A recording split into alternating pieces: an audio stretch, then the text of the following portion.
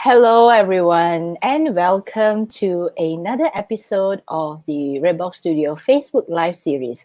And if you're watching this on LinkedIn, welcome, because this is the first time I'm streaming to LinkedIn. So if you're watching this on LinkedIn, please, leave us some comments too. At the same time, today, I'm really pleased and proud that I have a good friend of mine, with us today, Sharmila.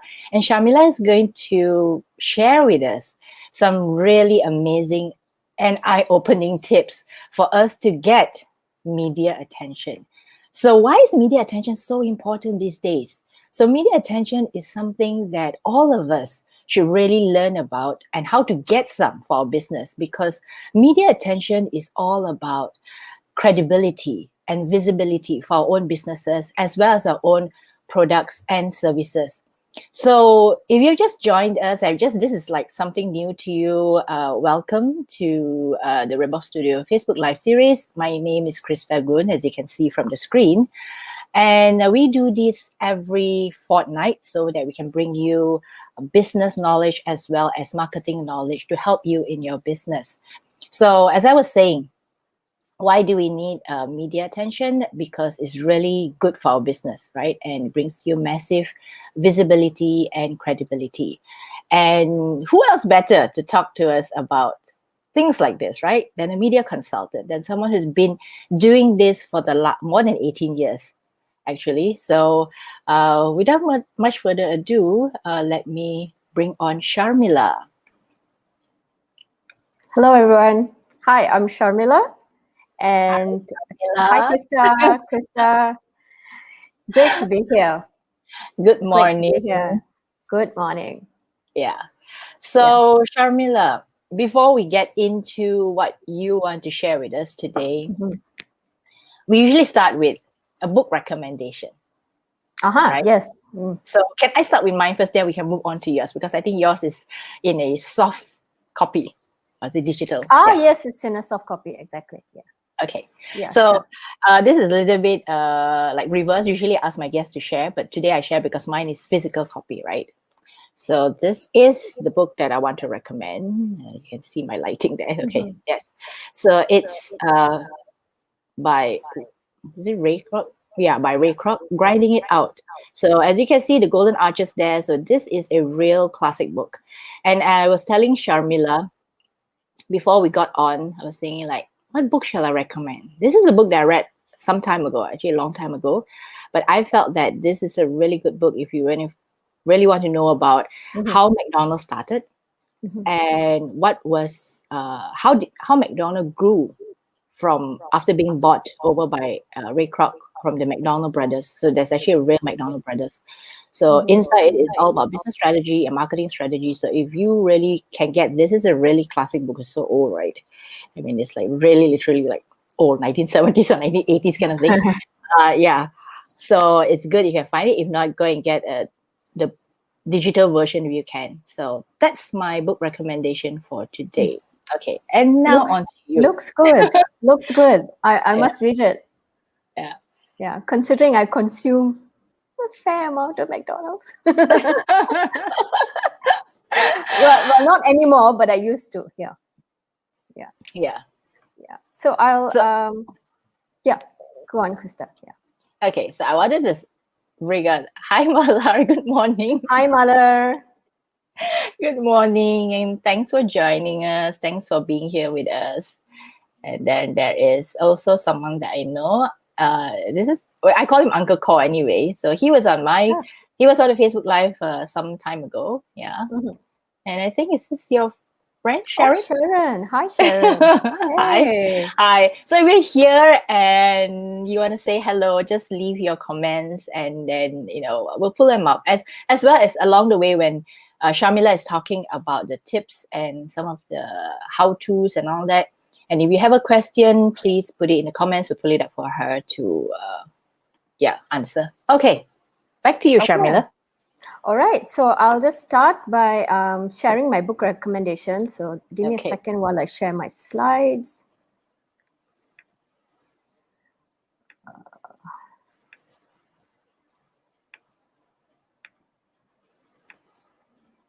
So this is what I'm reading now. It is Let me Stephen pull it up. King's. Let me pull it up, Krista. Yeah. Okay. Okay, this is what I'm reading now. It's on writing a memoir of the craft by Stephen King. Read quite a bit of Stephen King's books when I was a teenager. So I've actually liked the way he writes. And this book is actually, it's not just about writing. I like it because it's sort of semi-autobiographical.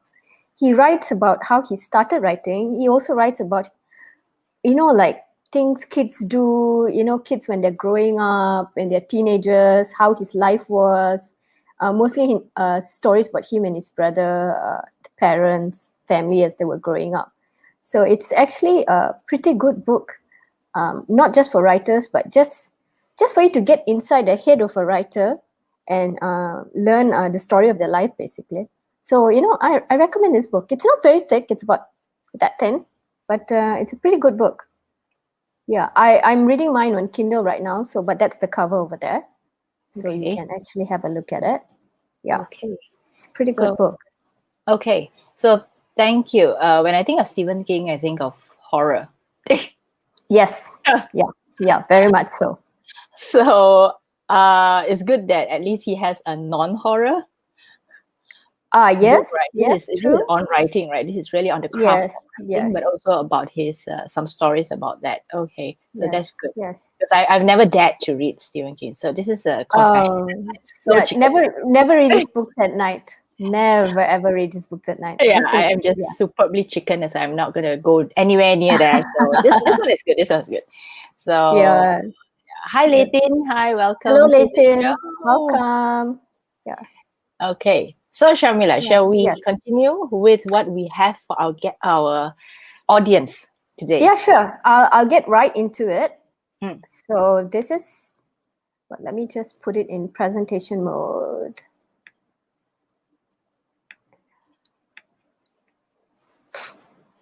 Okay, so this is the topic for today, and I'm going to start straight off into the first slide.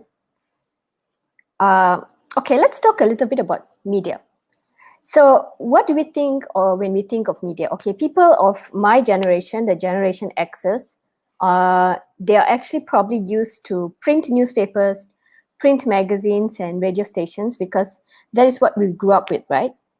But today's media, especially since the internet access, broadband access got really proliferated throughout communities and all. We now have not only print publications, we also have online media, which is online newspapers, online magazines. We have podcasts. Yeah, podcasters, especially the famous podcasters, some of them are celebrities, some of them are just experts with subject matter knowledge that became podcasters. They're considered media professionals as well. And then you have radio stations, and then you have blogs, which are either run by individual bloggers or group bloggers. So let's start by warming up a little bit. Tell me the types of media you consume other than social media content. Type it in the comments. Yeah. We want this to be interactive. So those of you who are watching us from wherever you are, whether it is on LinkedIn or Facebook, just type it in and tell us what media do you consume other than social media content. So which means that you can start thinking a little bit. Right now it's a bit, maybe if you ask me, so what other media do I consume? Okay, maybe I can give what I consume, right? Podcasts. I listen to a lot of podcasts. Video content on YouTube. I watch a lot of that. What else? But Twitter is still considered social media, right? Yeah, so social media. Yes. What other content? Tricky, right? Yeah, it's tricky because when you think of it, there's actually quite a number of channels that we get our news. Even a lot of people, they share news links from online media through Facebook, through Twitter. Yeah. So it kind of gets mixed up. But I guess when you look at it, I'm looking for the source, the media source itself. So Okay. yeah, like what you said, YouTube content is fair enough. You get a Yeah. lot of news content through YouTube as well, podcasts as well. Yeah. So Uncle Cos says YouTube, TV, or TV. Yeah. TV, yes, What exactly. about Broadcast TV? media. Thank you, Uncle Cos. Broadcast media. I kind of forgot that. Thank you. Thank you. Yes, broadcast media. And Exactly. Sharon said lots of YouTube for me. Yes, I think Okay, YouTube is excellent. our go-to place. What about Yes. yourself, Sharmila? Since you asked Ah, us, what about yourself? yeah, exactly right. I should share what I consume. Well, And it's you're the true. media person. What do you consume? Well, as a media person, I actually read blogs. I listen to podcasts, Mm. and I also read online newspapers quite a bit. Not so much magazines, but online newspapers. I listen to one radio station, which is BFM. Mm. So that's off and on throughout the week.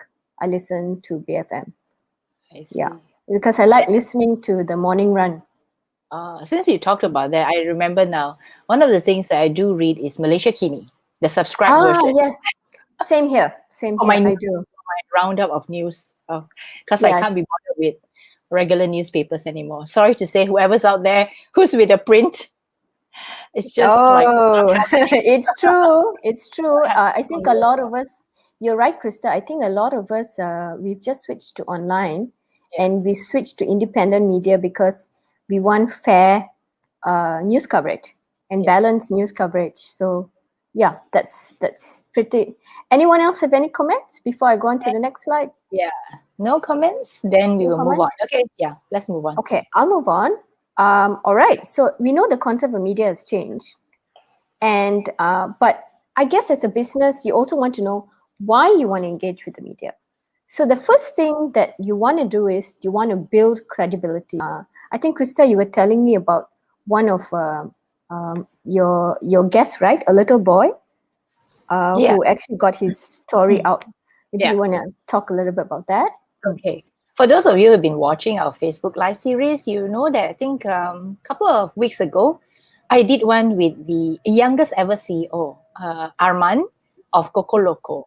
So Arman is very interesting because he started how shall I say, a chocolate factory, really, literally a chocolate factory during the pandemic, a lockdown. And he has not only created products with cocoa because he's in Sabah, and Sabah is actually well known for its cocoa growing, but he has also gotten himself massive visibility in the online media. So the last few weeks, I've seen him being featured on one online media after another. And I think that is really, really smart because it is through this kind of media that people are interested in his products, people are interested in what he does. And it's always fascinating to find out that he's 11 years old, right?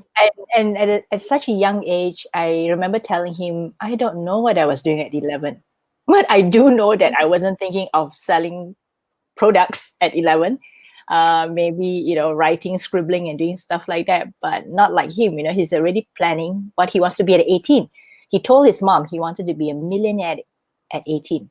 So from now till 18, he's got about 7 years, and he's really putting a lot of effort into his dream. So I felt that even for an 11-year-old, boy who has such big dreams, he knows how to use the media to get his message and his business out there and to show the world what he's capable of. So if 11-year-old kids can do it, I'm sure we can do it too, right, Sharmila? Exactly. It's like at 11 years old, he has built not just visibility but credibility by being featured in major online media portals. Yeah. So that's an achievement. That's something that you can do as well. The second thing you want to do is, as a small business, you want to get your brand story out in the world. And I'll give an example. There's this company called Rebrick. It was started by two Indonesian women, and they basically started a startup called Rebrick that makes bricks out of plastic waste. And you can read up, they've actually been featured on the Straits Times Singapore. They've been featured on AFP, yes, AFP, Associated Press, Associated Financial Press, actually. And a couple of Indonesian media like the Jakarta Post and such. So just two women with a great idea, and they got that visibility, and I believe that their company also got funding after this, because I remember this was featured in one of the news portals I was working for before, called KR Asia. One of the reporters working under me interviewed this company, and after the media attention, they did get funding. I don't remember whether it was angel investor funding or seed funding, but they did get some startup funding. And that helps as well, because when you get your story out in the world, if you're looking for investors, this is actually a really good idea. The third thing that I would recommend is get media attention to actually differentiate yourself from your competitors. So I'll give you an example of Purdue, right? So Purdue's brand positioning improved over Proton when Japanese firms Daihatsu and Mitsui & Co. became shareholders in the company. So previously, before the Japanese shareholders came in, it's not that Purdue's branding was bad or anything, it was just average. But when they came in, they not only improved the product quality with Japanese design and technology, that became a selling point for the brand itself. So you can see their brand story really emerged after the shareholders came in. So now, generally, when we think about Purdue, I think I myself drive a Purdue car, a Myvi, because it's a family-friendly car. It's well made. It looks stylish. So there are many reasons that you can also think of in terms of like Purdue versus Proton, right?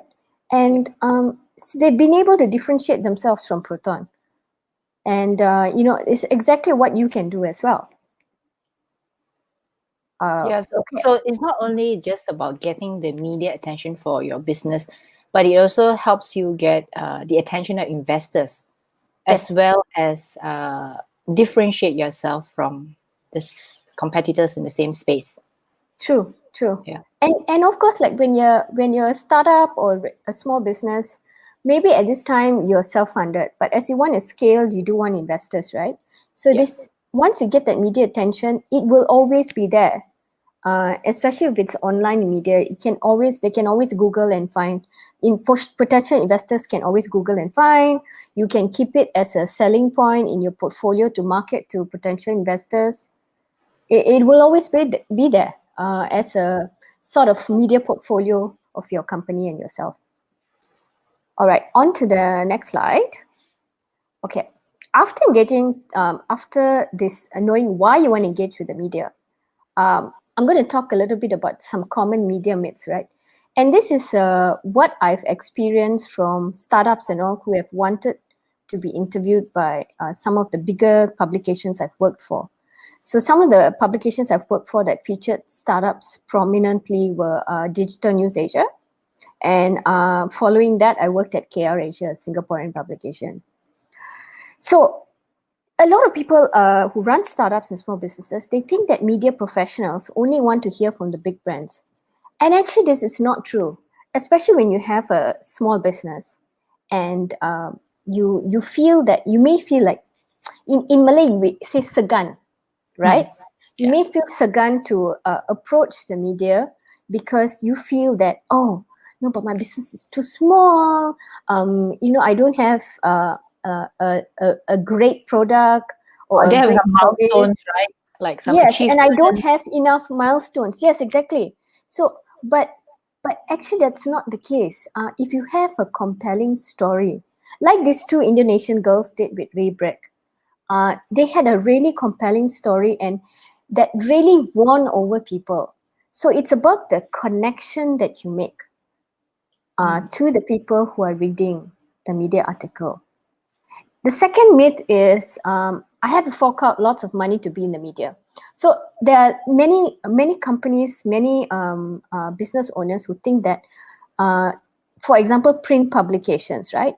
They have advertorials. So the difference between an article and advertorial is that advertorial is a paid for article, a sponsored article. And yes, if you are buying an editorial in a print publication, it will cost thousands of ringgit.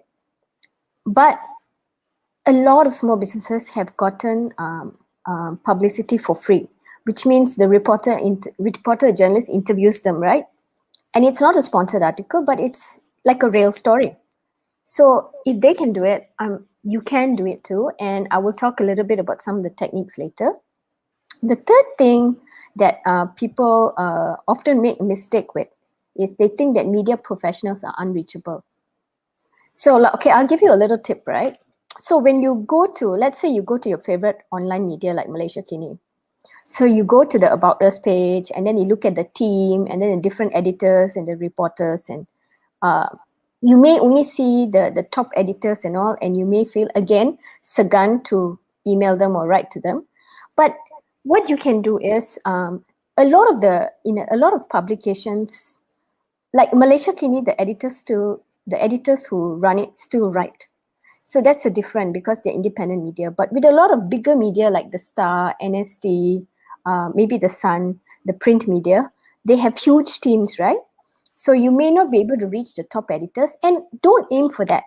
Aim for the journalists whose articles you like. So the senior journalists or the junior journalists who are actually working for the media. Because what you want is the media brand. So aim to reach out to those journalists, and you'll find that it's not so intimidating. So that's a power tip. Yes, that's a power tip. That's a power tip for all of you who are watching right now. It's like, if you think it's very hard to get to the editors, right? Just look at the articles written by the individual reporters or the journalists. Yes. And reach out to these people, right? Reach out to them. Rather than just email directly to the editor. Yes.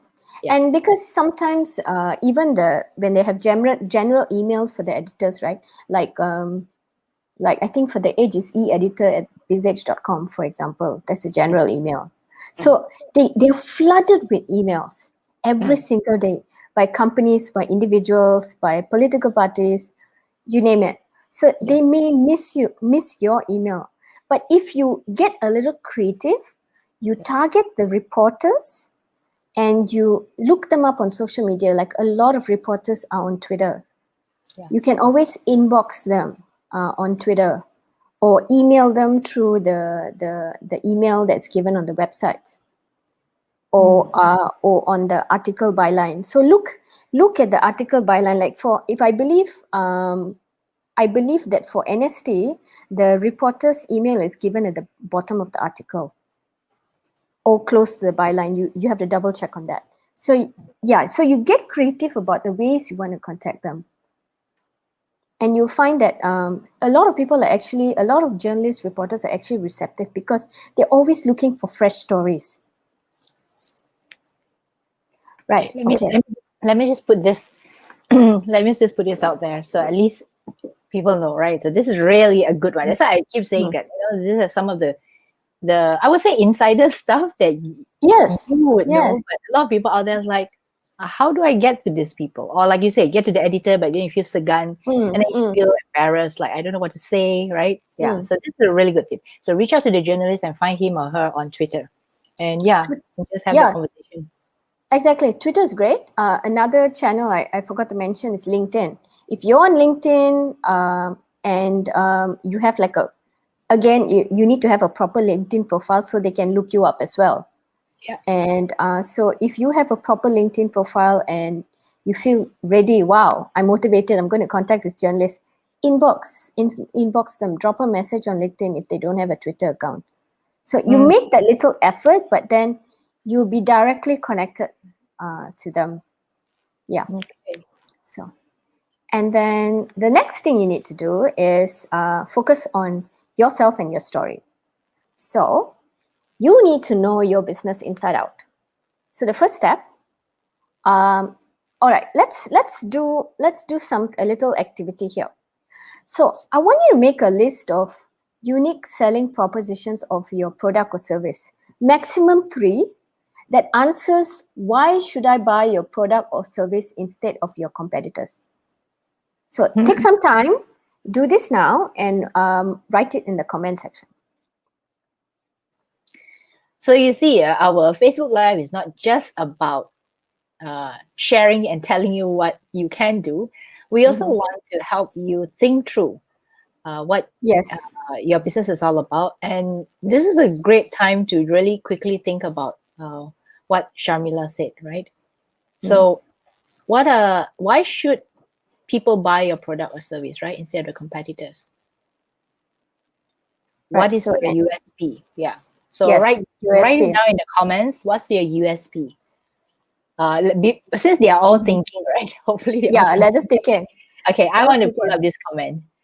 Sharon says, "I would like to try that for my books publishing business." Great. Excellent. When you try it, you try it and you get the results, please come back to us and let us know. We'll be really happy to know. Yeah, when you try out these tips, right? Yeah, that'll be really good. And hi, Julia. Hi, Julia. Hello, Julia. Hi. Welcome to the show. So what we're trying to do right now is trying to get your brain cells working on a Saturday morning and asking you to list, is it 3 things?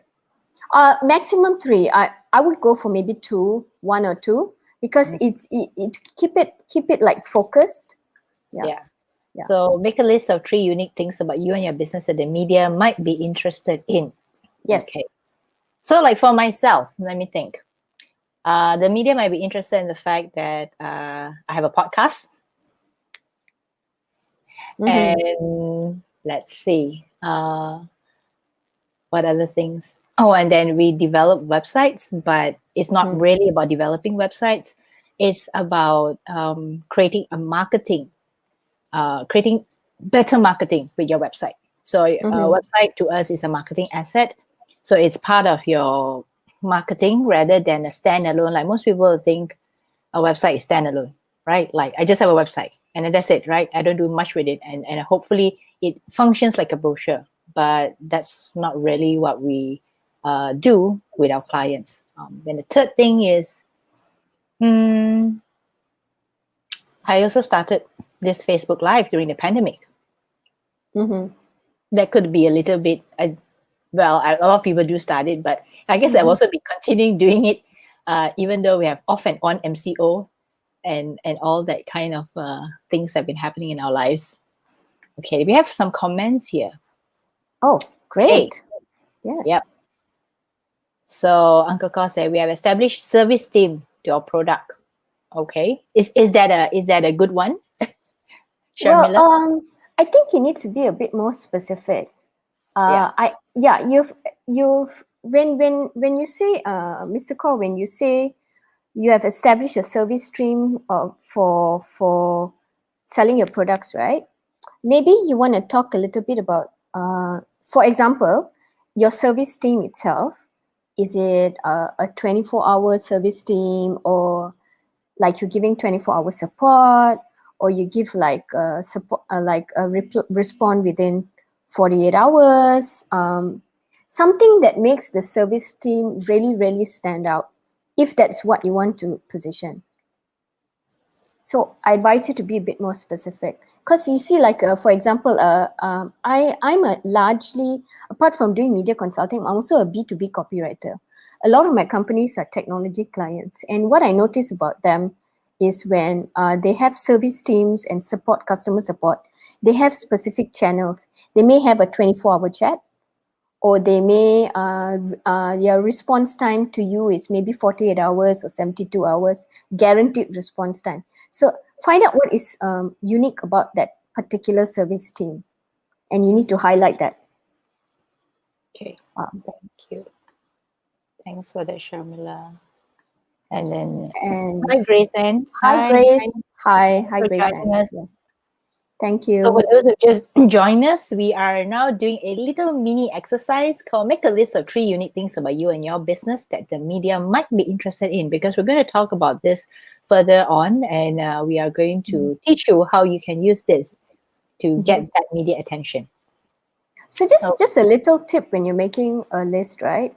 Okay, Sharon, you have educational ebooks in line with the current trends. Okay, that is good.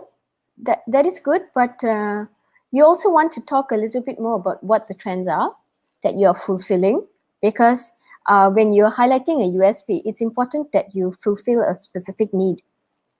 So yeah, what is the current trend? Explore that a little bit more. That would be good. okay. So It yes, means we anyone, have to be really specific and you really need to be drill specific. down into what makes us truly, truly unique. Yes. So maybe here I can share a little example of mine. Because I've been talking to Sharmila, right? And when I first met her, she was saying, hey, you've got all these different angles you can pitch to the media. So she told me about things because I was telling her about the things I was doing for the podcast, for this Facebook Live and all that. And so I decided, okay, I'm going to use Sharmila's advice to pitch my podcast story to the media. And one of the things that I came up with was because I had no technical expertise. I had no idea how to start a podcast, but I started it during the pandemic. So for those interested in my podcast, it's called Womenpreneur Asia. It features Asian women entrepreneurs and Asian women CEOs.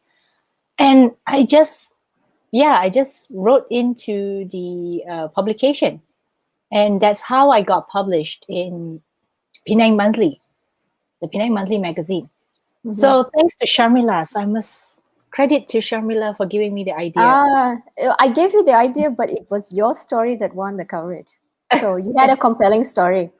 So, yeah. So I mean, just to give the audience an example, like what do you mean by like unique? Something that is like probably you're one of the first or one of the very different from other people. I mean, if I started a podcast in any other time, it would just be like, okay, just another podcaster, right? But if I started during the lockdown, then that's a different story. And I started without any idea of knowing how to do a podcast. So I think that's the second part of it. Okay. So let's see. We actually have a comment here. Oh, excellent.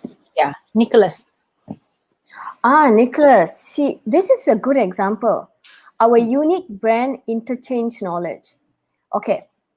It's I would say it's like 90% there, but the unique brand interchange knowledge, the term, right, may not be understood by everybody. So you need to when you sell that, you need to probably split this into 2 parts. Your unique brand interchange knowledge. What does that mean? What problem does that solve? Then the second USP you can actually talk about is your brand interchange knowledge increases product availability and affordability.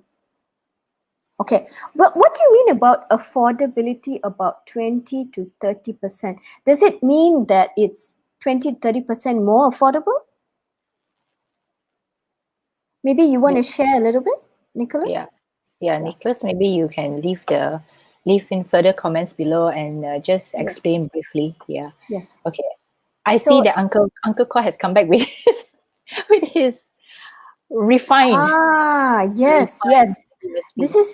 This is much better.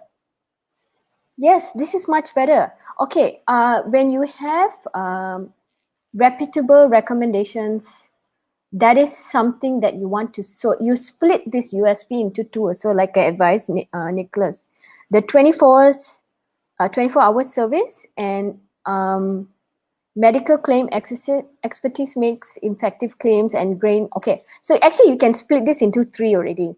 The 24 hour service is one selling point.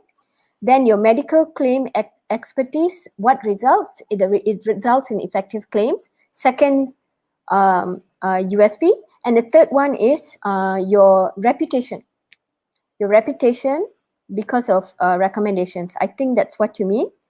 So these 3 would be your good selling points, because when your reputation is good because of testimonials, that is something that you could also include as well if you're putting on your website or on your corporate profile, customer testimonials.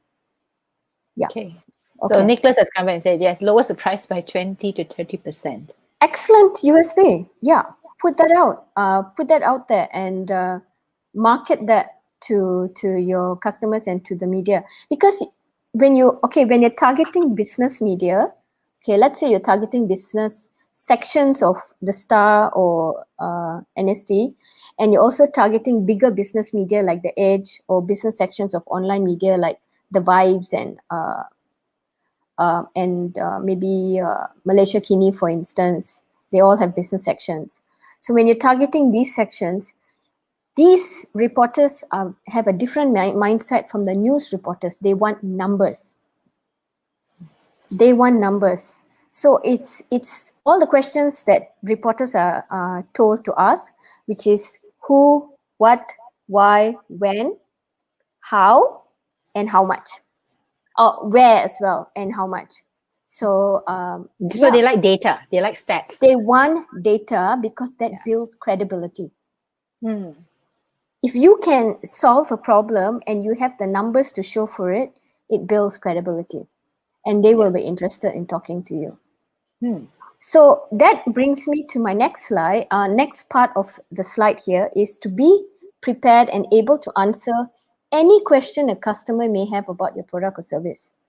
So when you are talking to a media professional, you have to think of them like as your customer, because they represent the interests of the public who is actually your customer.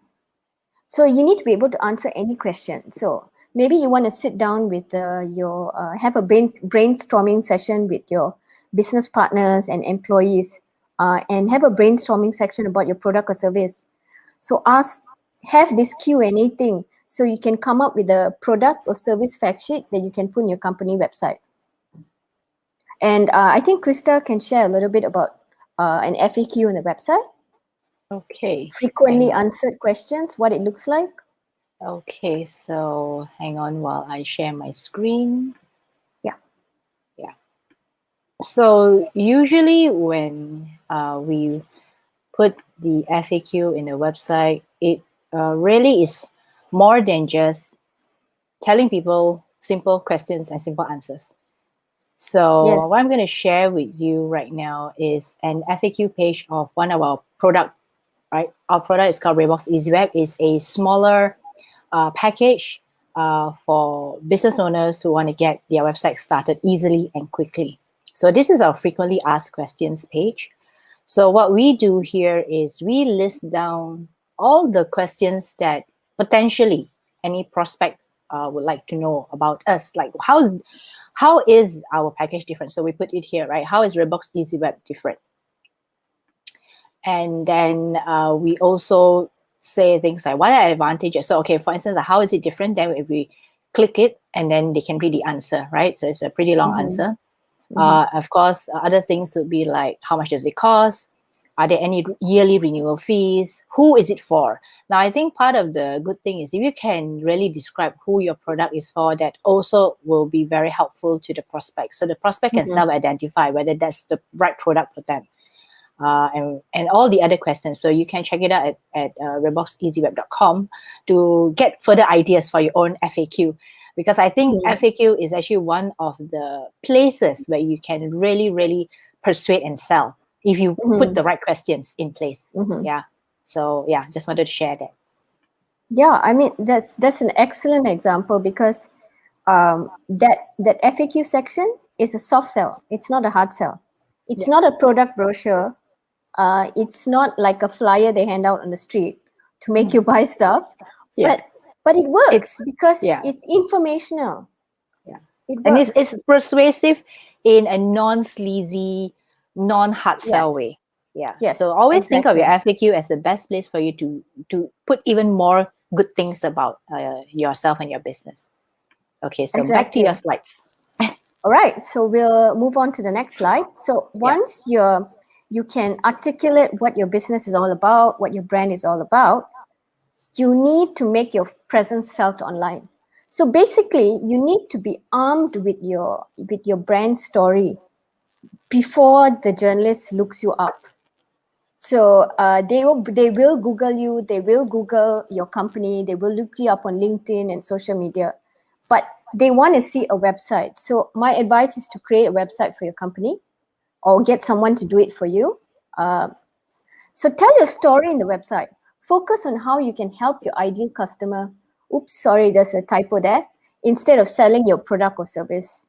So again, this is back to the soft sell story and the problem solution approach, which is how are you solving your customers' problems or fulfilling a need that nobody else can do.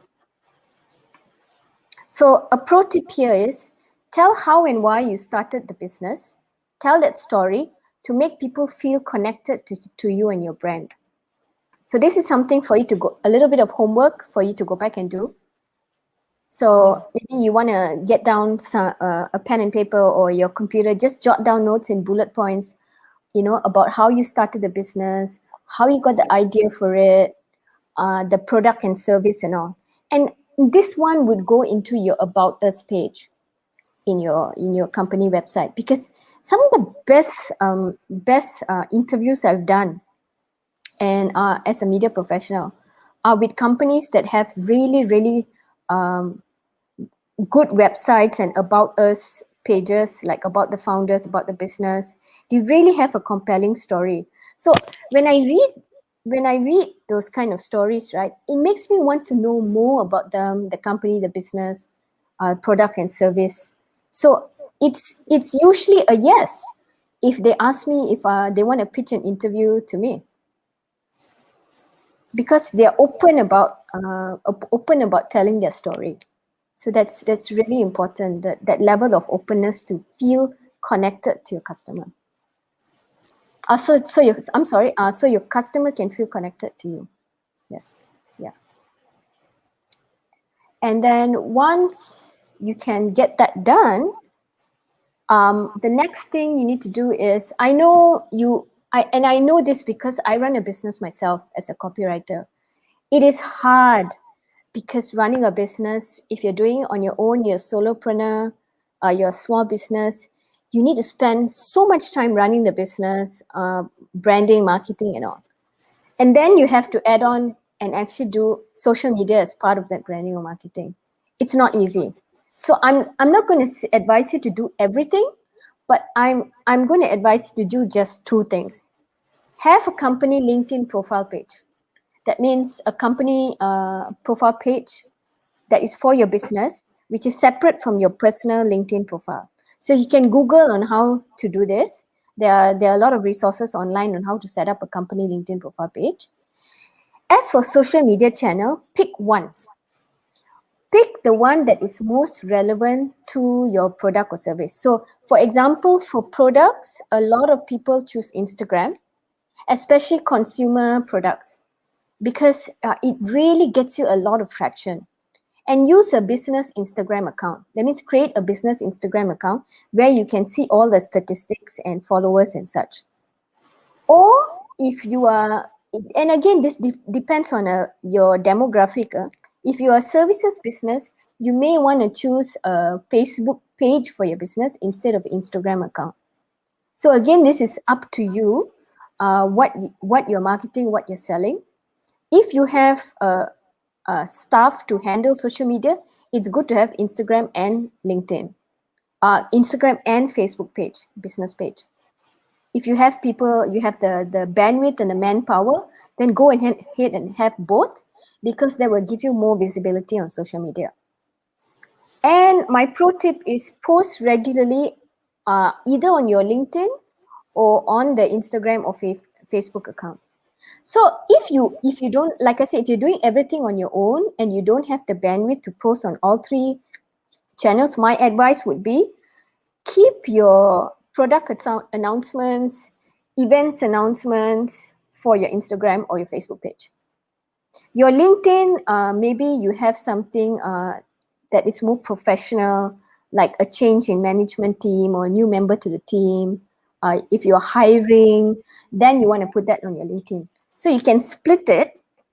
You can split the kinds of posts in this manner, so it doesn't become so intimidating to have to post all the time. The key to remembering about social media is it's not about so much about frequency as quality and consistency. With the exception of Instagram, because if you're selling products, you probably want to, like a consumer products, like if you're selling like cakes or cookies, homemade cakes, for example, if you're a baker and you want to use Instagram. So maybe you bake cakes twice a week. You have a day job. Maybe it's a side business. It depends on you. Then you want to put pictures of the cakes and that you've done before and tag the customers. And so that really builds traffic on Instagram and makes you visible to potential customers. As well as very visual, because Instagram is so visual, right? Yeah. Yes, and it's a product, right? So people can see. And again, that builds visibility and credibility. Yeah. Especially if former customers comment and say they love the product. Yeah. I want to pull up a comment first. Layong says, good advice to have company LinkedIn page and other social media. Depends on product. Yes. Depending on what you want to do, right? I mean, as a business owner, what you want to do. What's your strategy? And who you want to reach out to. I think that's very important, because I think a lot of times people are like, they want to get excited with so many things, right? From TikTok to Snapchat to every new social media that is out there. But I think it's also important to ask ourselves, do we have the bandwidth? Right? Exactly. Do you have the bandwidth? Do you have the time? Do you have energy? Energy. And is it in our target demographic that we want to really reach out to? I mean, if you do, then great, right? But if you don't, then it's really going to stretch your resources, and you may probably do better in 1 or 2 social media that you really can do well, rather than 5 or 6, right? At one time. Yeah. Thanks, Layong, for this. Thanks, Layong. That's really, really good. Okay. And that's a question, Sharmila. I don't know whether you. That's a question. Okay. Yeah. So Nicholas says, what is the correct way to approach our media friends? How to start a conversation? Sorry, we touched on this and I missed it. Oh, actually, we haven't really gotten to that slide yet. Yeah. Okay. So we hang on to it, right? Missed it. Yeah. Yeah. It's okay. So we will just show this out there, and then those who want to get the answer, hang on. The answer's coming. Yes, the answer's coming. Okay. So thanks, Nicholas, for the question.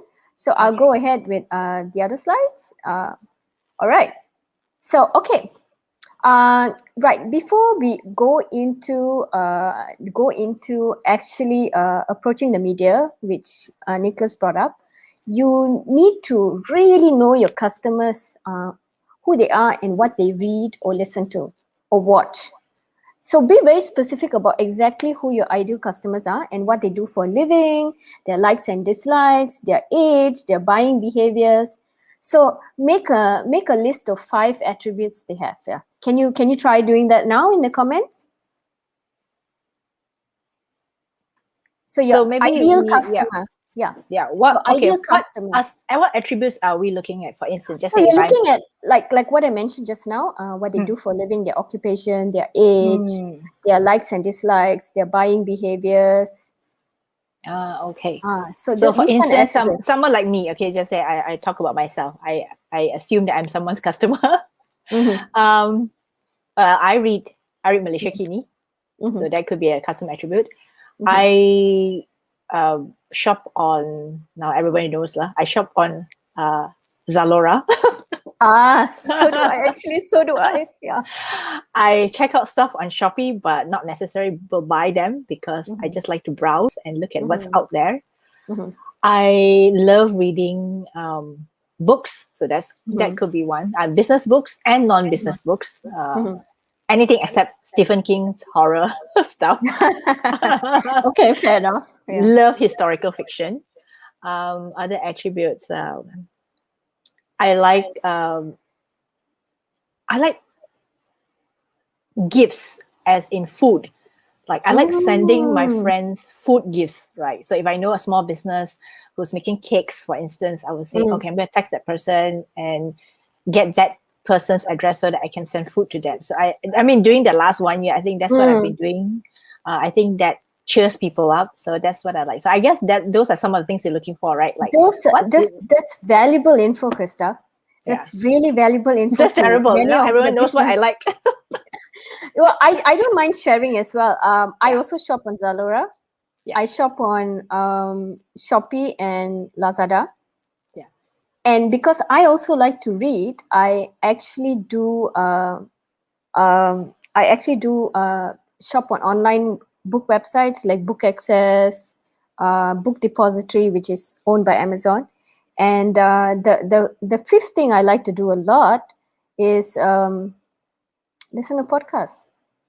So yeah, I do listen to podcasts, and many of these podcasts are actually services based, which means they may be like motivational podcasts, they may be like health related podcasts, news related podcasts. So these are all the buying behaviors and the customer attributes I'm talking about. So yeah, Okay. yeah. So if any of you have any to share, just leave it in the comments. Then we can pull them up, and maybe Sharmila can give some, whether those are the attributes that correctly target your target demographic, right? I think what would be easier is tell me the kind of product or service you have, and then list the attributes. Then at least I can tell you if they're on point. Okay. So while we're waiting for them to do that, let's also move on, because I'm also looking at the time. We are having such a good conversation. We are having such a good conversation that we have. Okay, so for those of you who just joined us, make sure you make a list of your 5 customer attributes, and because those will be helpful as we move along. Yeah. So while you do that, you also want to profile your customer in terms of what they like to read or listen to. Do they consume a lot of social media content that comes from other sources like through Facebook, Instagram, Twitter? Do they read online news portals or magazines? Do they read print newspapers or magazines? Do they listen to local radio stations or podcasts? So you do some homework by maybe asking your current customers. So, and then that will actually give you an idea of what your potential customers read or listen to frequently. So that's my pro tip. Make a list of the media or content your potential customers or your current customers consume frequently. So it means that they have to go and ask their customers, right? Yes, they do have to ask the customers. Or at least if you don't have that many customers yet, go and approach your friends and family who like to buy the kind of products that you sell or the kind of services that you sell. Approach them and ask them. And you'll find that you might find some interesting things. Yeah. Find out and it may not be exactly what you're thinking of, right? So we make a lot of assumptions why people buy. Yes. And then suddenly you find that, hey, they read a lot of news from Twitter that comes from online media. So, you know which online media they're reading by looking at their Twitter profiles, for example. Yeah. So anyone type in the comments? No? No. I think we're still thinking hard. Okay. Type in the comments I will move on because in the interest of time. Yeah. All right. So once you know who your customer base is and what their once you know your customer profile, like I said, you ask existing customers what media they like to read or listen to or watch. So what you can do one step further is to survey your ideal customers on the above in a short survey form. You can use SurveyMonkey, which is a website that creates surveys and distributes it. You can ask your friends, family, and your professional network. So when I mean professional network, if you're running a business now, but you have ex-colleagues from when you were employed, reach out to them as well. They could be potential customers. And to help share the survey and actually get data. And my advice would be keep the survey short and sweet. No more than 10 questions. No more than 10 questions, yeah. Keep it really short because people actually don't want to answer surveys that takes them more than 5 minutes, for example, 5 to 6 minutes. So keep it short. Really think about what they like to read, watch, and listen to. Give them options, maybe in multiple choice questions. Then it'll be easy for them to answer. You'll be surprised at what you find. Yeah. Okay, there's a comment here from Mike. Yes. It says it's a very crowded medium and from past experience has not had much impact. Not too sure what he's referring to. Mike, could you be specific? Are you talking about social media or are you talking about news media? Yeah, maybe that would help enlighten us, and then maybe Sharmila can comment further and talk further about that, right? Thanks, Yes, Mike, yes. for your comment. Thanks. And then there's one more. Doreen says, "Is Google Form effective way to know our customers?" I mean, I guess she's saying yes. using surveying using Google Forms. Yes, you can use Google Form, but you probably have to customize it a bit according to your product or service, your business, your customers as well. So you can use Google Forms. You can use SurveyMonkey. There are quite a number of websites that help you do it for free. So yes, Thanks, I've just to share. I've personally I started a tech blog during the pandemic last year, which is still it's still around, obviously. And when I started my tech blog, I didn't want it to be like every other tech blog out there in Malaysia. So I actually surveyed a lot of PR firms and fellow journalists. I surveyed family and friends. So I actually sent out survey through Google Form. And they gave me very specific answers, which helped me to position my tech blog differently when I launched it. Yeah. So that's also like validating, right? Like what you know versus what other people want out there.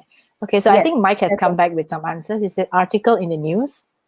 Article news. Okay, this is and then he says we have experience in newspapers and magazines. Okay. So you have been published in newspapers and magazines. Okay. Okay, this is actually a tricky one because I think a lot of businesses, right, they expect immediate media return on investment. Okay, so this is a whole different kettle of fish altogether, talking about media ROI, but I'll touch on it a little bit. So media ROI is you want to see your return on investment after investing your time and energy talking to the media, right? So measuring that is not as easy as like talking about, okay, so I have one article, so how many customers did you get me? How many sales did you get me? It's really not as simple as that. Because you can't always link a specific article to selling more products or more services. You can't. It's just it's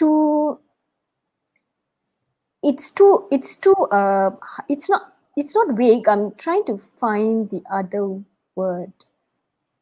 Is it too simplistic in that sense? It's too simplistic to link these two together unless you can your branding is so strong already as a result of, okay, if you come out in a really big media outlet like The Edge, for example, so you know that The Edge is read by heads of government, big corporations, any kind of business, and also decision makers, investors and all. So if you come on The Edge, you're so credible, you know that your branding will, your media ROI will probably be higher. But if you had a lot of features in a lot of smaller publications, your media ROI may not be that immediate because maybe not many people saw the articles. So yeah, so it's a little complex, this area, and I think that's a topic for actually a future session because it's true. That's because an interesting one because that's also pretty controversial in the sense because I think Mike followed up with first he says he's also been invited to participate in podcasts as well as he says, so that's a good argument to not invest in this media. that's it really depends on your customer demographic actually, because at the end of the day you want to reach out to them, right? So if a podcast is a better way to reach out to them, then do it. Yeah. So which is actually I think what we're trying to do here is that which is the best, right? Best kind of media platform that you should be on, because the best one is not the best one for everyone. It's the best one Yes. that meets your needs and reaches Yes. out to your own specific group Mm. of people. So, for Yes. instance, if I am selling to just say doctors, I should be getting on podcasts that are talking to or addressing doctors, right? Exactly. If I have a Exactly. product for doctors or product for mothers, for instance, Right. I should be getting a Right. podcast that are family oriented and all that. So that's Yes. like really Or specifically going there. magazines and that are targeted at medical professionals. That would be good. Yeah. So So sometimes what people do is they reach out to many media and they're featured in many media, but what happens is they don't get that the impact like what Mike was saying, because the branding is diluted. It's not targeted enough for the specific media. yeah. But thanks, Yeah. Mike. That's really good. That's a really good thing to bring up. Maybe Yeah. we could have a future, one that addresses this, like, what's the media ROI and things like that. Okay. Oh, I will go on to the next slide because again we're running out of time. yeah. But he mentioned the last one, best ROI from our email data. But yes, I Yes. do agree, because that's a really warm audience. Okay, so Yes. let's move on, Yes. Sharmila. Yeah. All right. So, researching media outlets. When you've done a survey, create a list of media outlets that you can approach, and also you can create a list of media outlets based on what your competitors are being featured in. So, the pro tip there is something that we actually already highlighted just now. So, three unique things about you as your a business founder and your business product or service that the media might be interested in. So this is your chance to tell your story.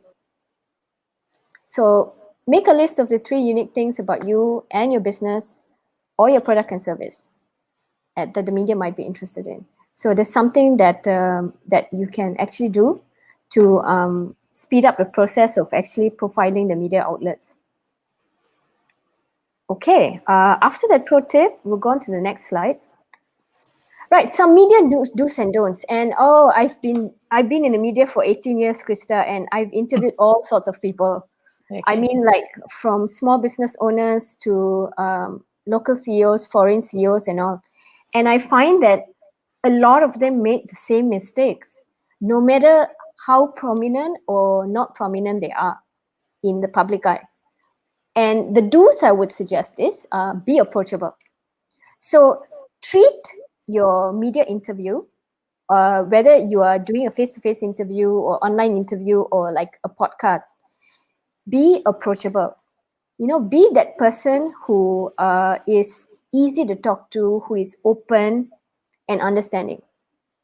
Because at the end of the day, you don't look at the reporter or the journalist or the media, the podcaster as an interviewer. My advice would look at them as a human being.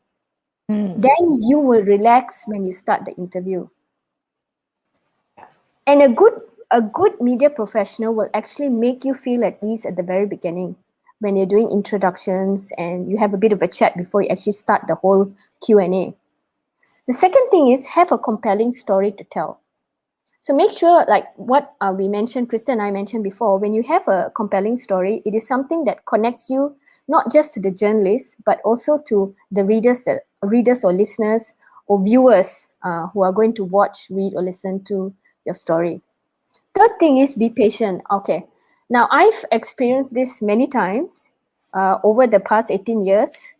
There are many. It's a horror story, right? It's a horror story. It's a horror story. And Interviewees from hell.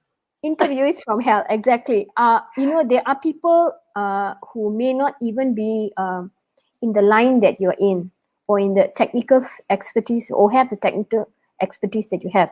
Because usually journalists, they have to know a little bit of everything. Okay, unless you're in a specific field like finance or technology, then you'll know most of the stuff because you're interviewing people in the field.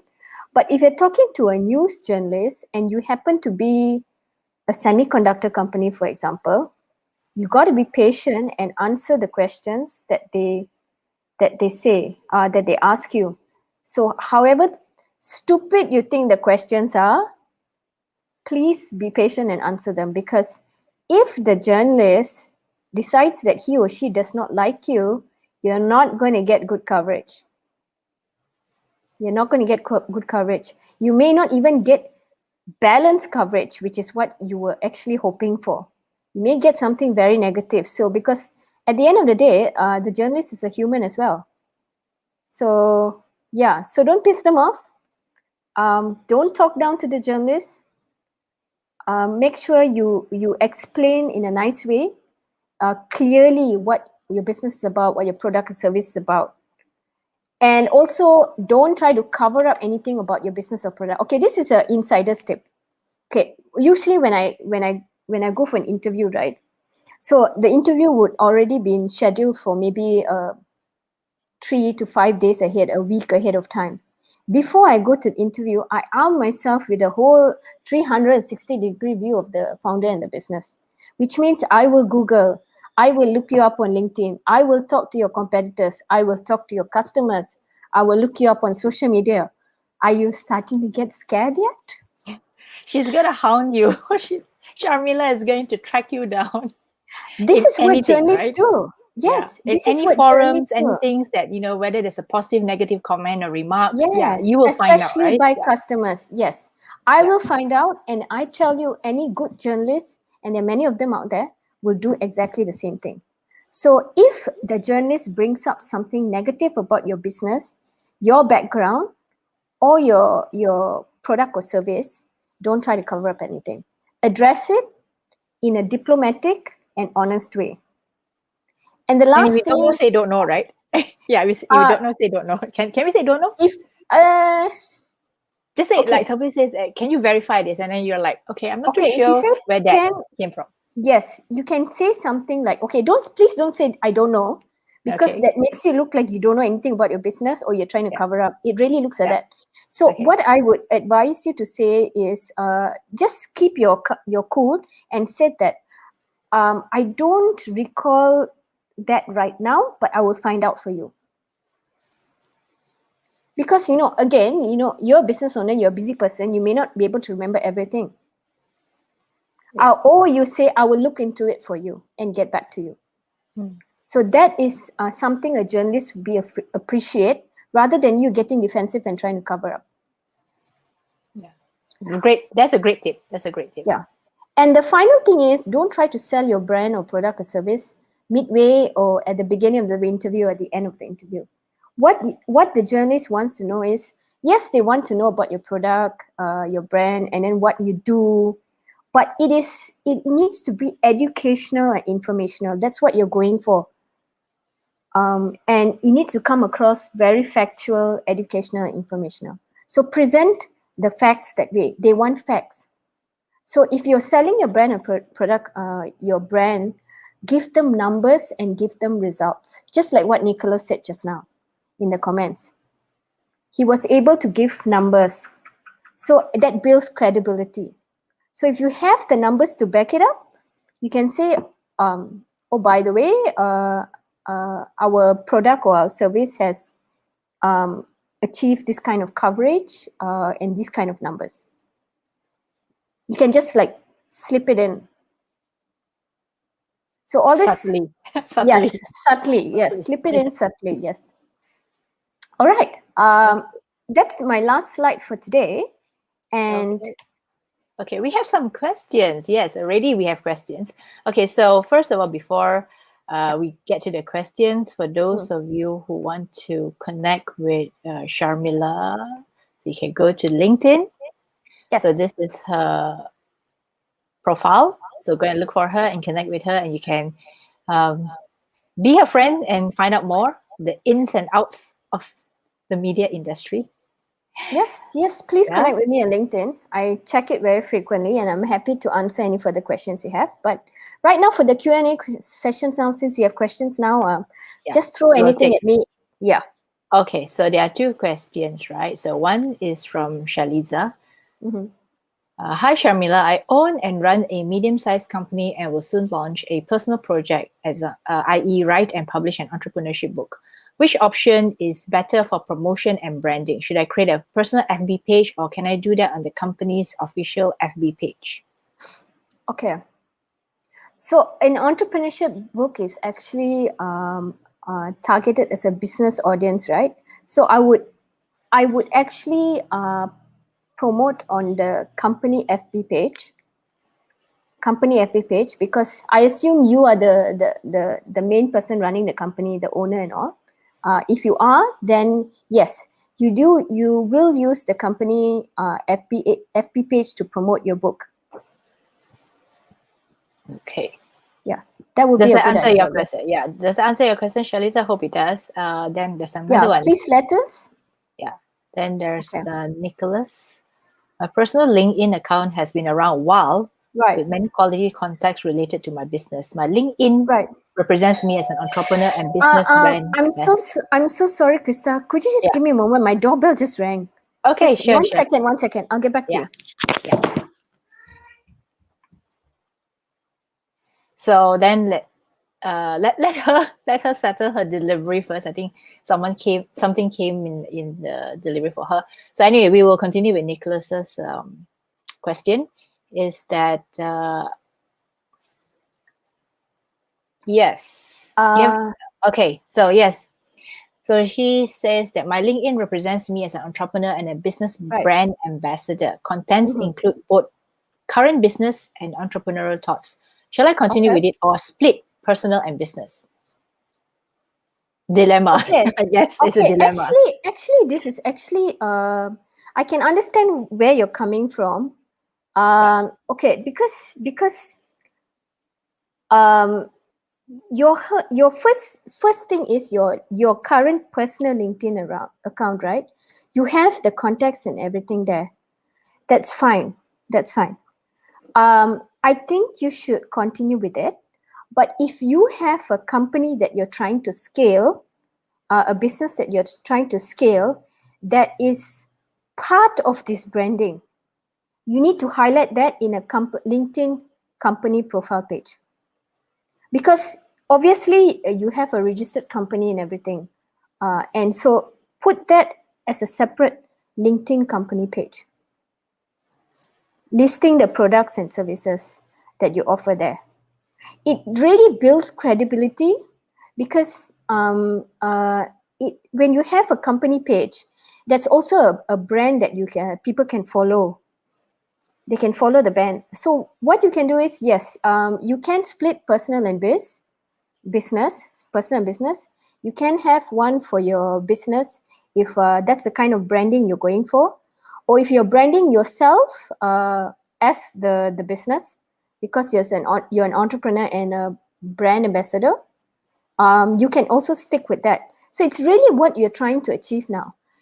Look at your business goals that you're trying to achieve. Are you trying to build your personal brand as an entrepreneur and a brand ambassador, or are you trying to scale your business in terms of your company itself?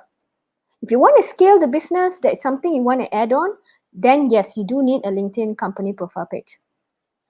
Okay. Hope Does that answer your question, Nicholas? Yeah. Just let me know. Yeah. Maybe I can also jump in because I have both, right? I have my LinkedIn personal and LinkedIn company.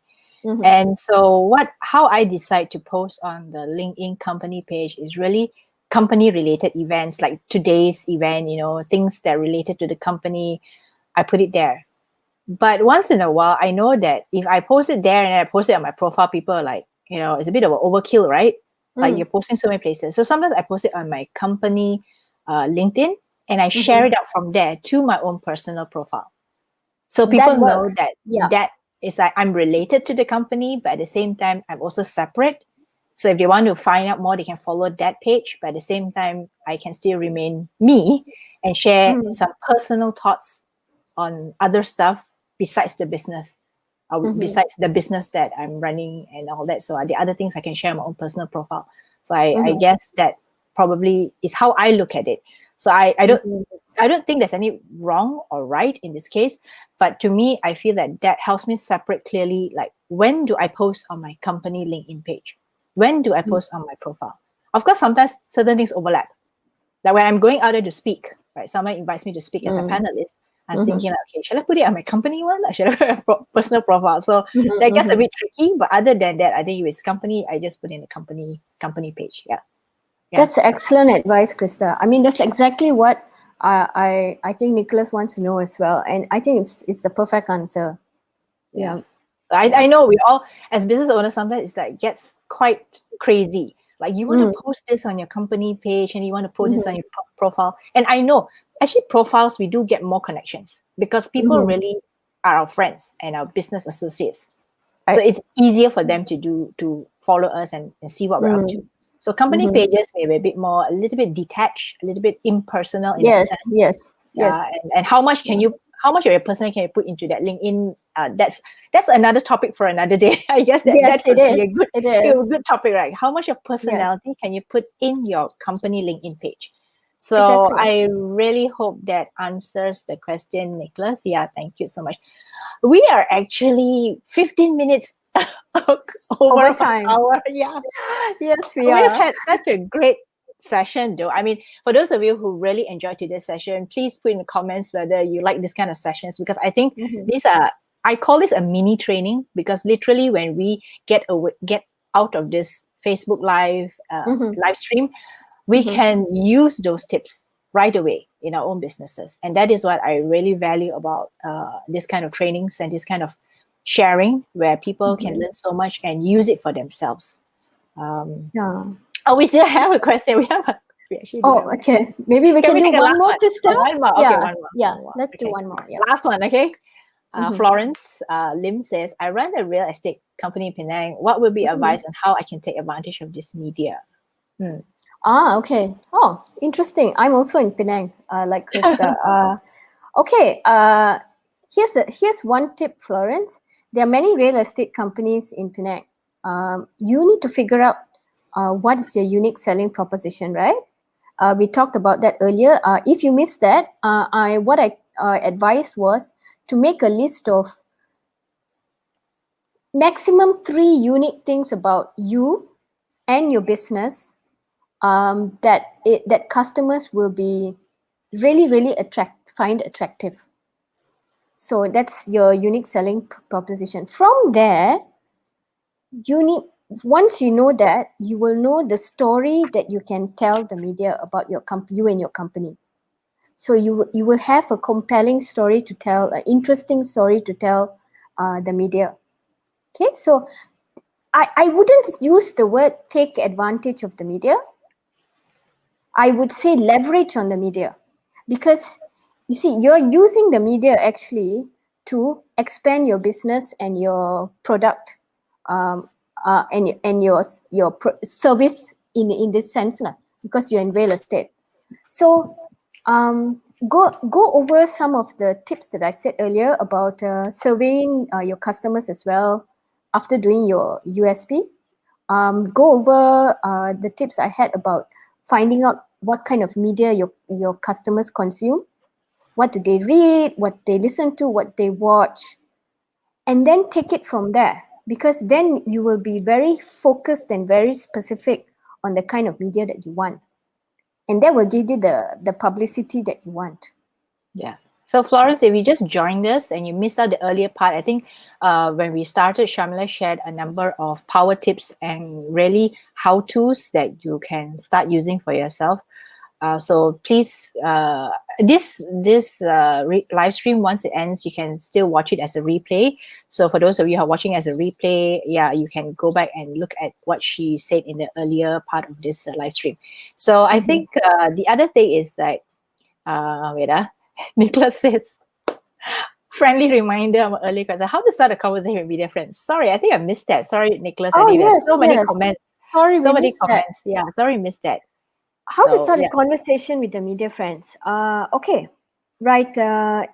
Let's say you got the media contacts that you want, right? So maybe you have like 3 publications that are top of your list, and then each publication you've got maybe one journalist that you want to reach out to. So let's say you're reaching out to them on Twitter and or LinkedIn.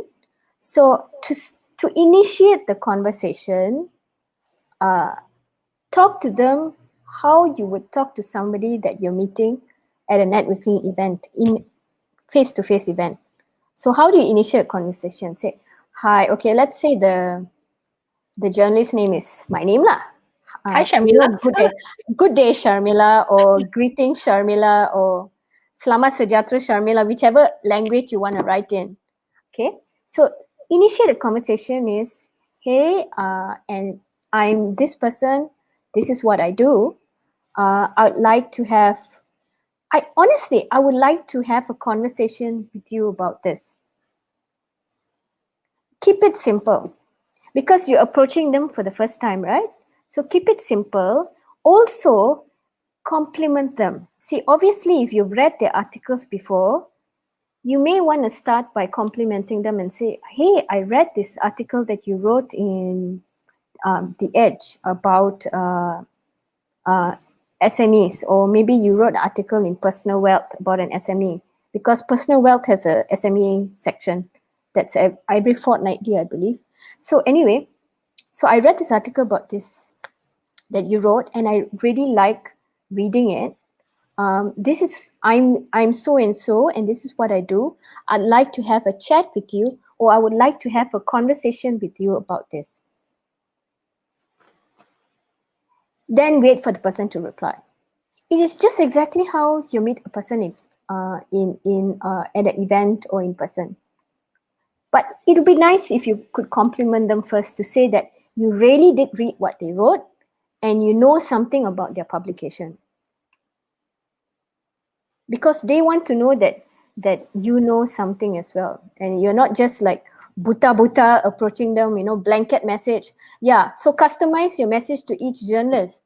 Make sure you know what their media outlet is, who reads it, and also who that you've read their articles as well. Journalists also, they work hard. They write lots of articles. They like it when people tell them that their articles mean something. Yeah. I hope that answers your question, Nicholas, because I think this is also a next topic to have, right? Like how do you approach the media? How do you actually approach? Yeah. I guess take it slow. Like, don't straight away jump on the journalist and say, hi, Sharmila, I want you to write my story. And then the journalist No.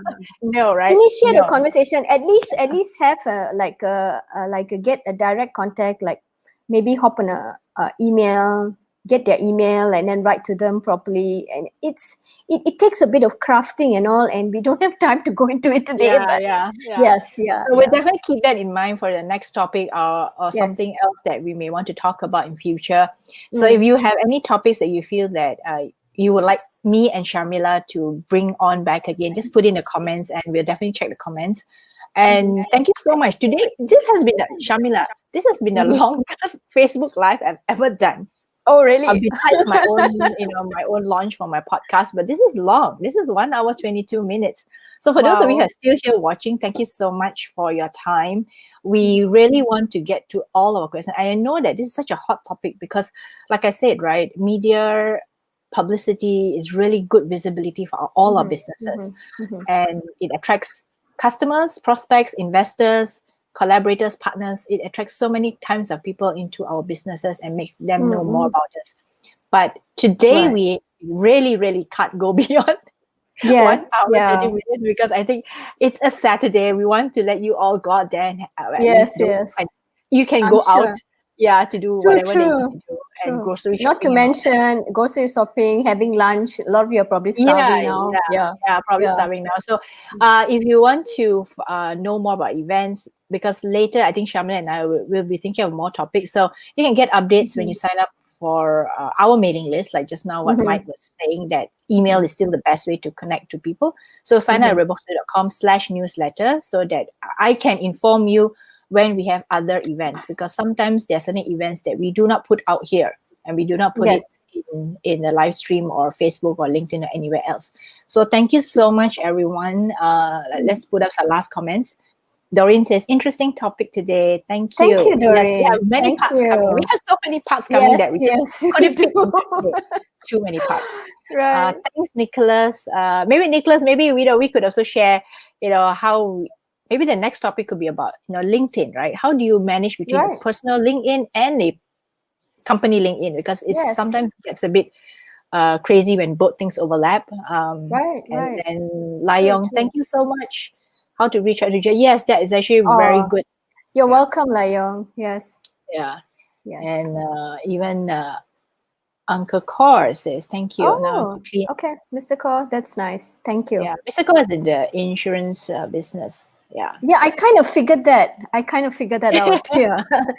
And Shalisa, thanks, Thanks, Shalisa. Eliza. Thank you all, and for watching, for sharing. So if you feel that this is useful, please tag your friends and share this with them. So that everyone can benefit from getting more media publicity and visibility for our business. So thank you once more. Thank you, Sharmila. Thank you, everyone, for having me. Thank you, Krista, for having me. This has been great. Yeah. And I'm so glad. Yeah. I'm so glad that you're teaching something that your years of experience, has brought you here, and then you're teaching us all fantastic things. Okay, so thank you, ladies and gentlemen. Okay, Have a great bye. Saturday. Bye. And I'll see you, 2 weeks from now. Okay, bye-bye. Right, bye.